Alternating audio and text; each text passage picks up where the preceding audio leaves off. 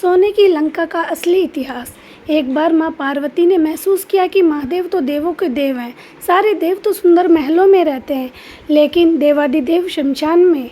इससे तो देव की प्रतिष्ठा भी बिगड़ती है। उन्होंने महादेव से हट किया कि आपको भी महल में रहना चाहिए। आपका महल तो इंद्र के महल से भी उत्तम और भव्य होना चाहिए। उन्होंने जिद पकड़ी कि अब ऐसा महल चाहिए जो तीनों लोकों में कहीं पर भी ना हो। महादेव ने समझाया कि हम तो ठहरे योगी, महल में तो चैन ही नहीं पड़ेगा। महल में रहने के बड़े नियम विधान होते हैं। मस्तमूला औघड़ों के लिए महल उचित नहीं है।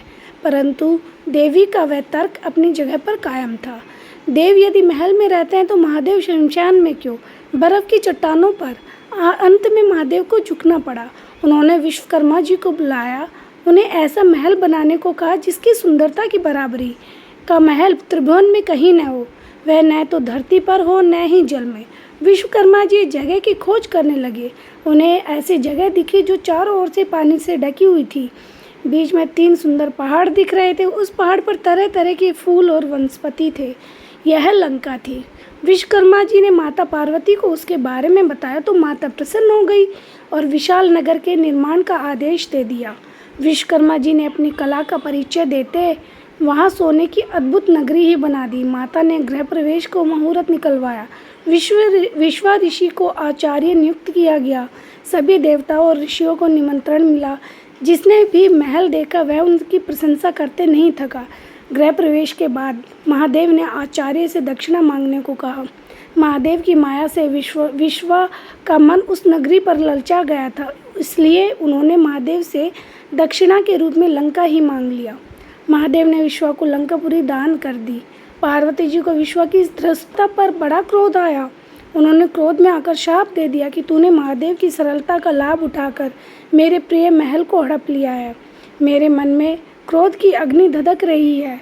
महादेव का ही अंश एक दिन उस महल को जलाकर नष्ट कर देगा और उसके साथ ही तुम्हारे कुल का विनाश आरंभ हो जाएगा। कथा श्रुति के अनुसार विश्वा से वह पुरी पुत्र कुबेर को मिली। कुबेर रावण का सौतेला भाई था। कुबेर धनपति था।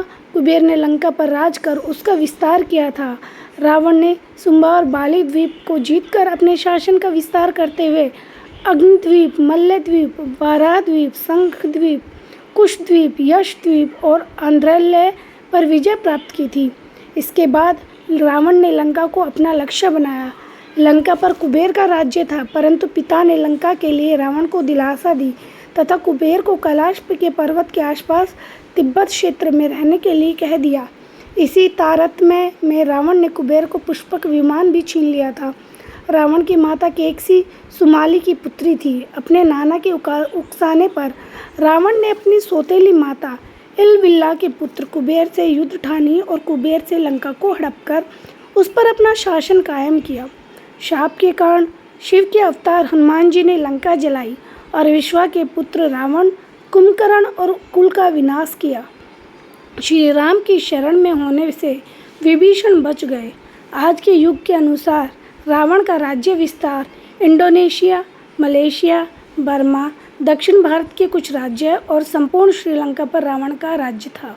श्रीलंका की श्री रामायण रिसर्च कमेटी के अनुसार रामायण काल से जुड़ी लंका वास्तव में श्रीलंका ही है। कमेटी के अनुसार श्रीलंका में रावण काल से जुड़ी 50 जगहों पर रिसर्च की गई और उसकी ऐतिहासिकता का सिद्ध की गई।